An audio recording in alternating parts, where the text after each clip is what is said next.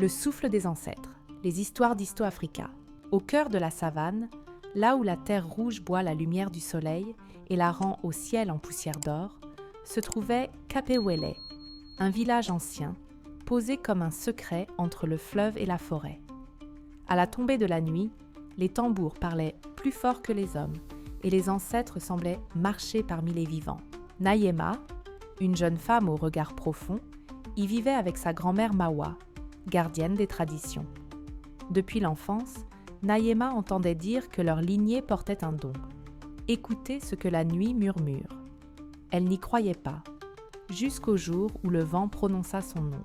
Ce soir-là, le ciel s'assombrit plus vite que d'habitude. Les anciens se réunirent autour du feu sacré. Un mâle ancien revenait. Le fleuve reculait, les récoltes jaunissaient avant l'heure, et les rêves du village devenaient lourds, pleins d'ombre. Mawa posa sa main ridée sur l'épaule de sa petite fille. « Ce que tu refuses d'entendre te choisira quand même, » murmura-t-elle. La même nuit, Kossi, le frère cadet de Nayema, disparut. Il avait défié un interdit, s'approcher du vieux fromager sacré, là où l'on disait que les esprits jugeaient les cœurs. La peur saisit le village. Certains accusèrent Nayema. « Le don attire la malédiction », disait-il. Déchirée entre l'amour familial et le poids des croyances, elle décida de braver l'interdit à son tour. Guidée par des chants qu'elle seule entendait, Nayema entra dans la forêt. Les feuilles frémissaient comme des chuchotements, et la lune éclairait un chemin invisible. Au pied du fromager, elle trouva Kossi, vivant mais changé. Ses yeux reflétaient une sagesse étrangère. Il parla d'une épreuve imposée par les ancêtres.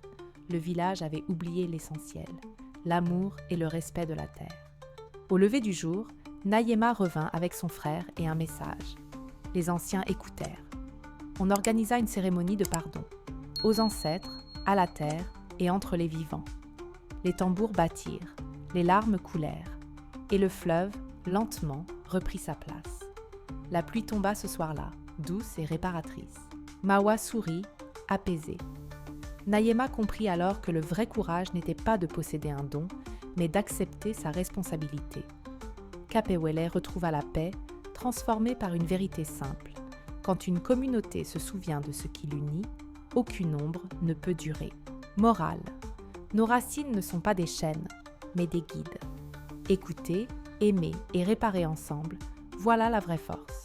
Si cette histoire t'a touché, abonne-toi à la chaîne, active la cloche et partage pour que ces récits continuent de vivre et d'inspirer.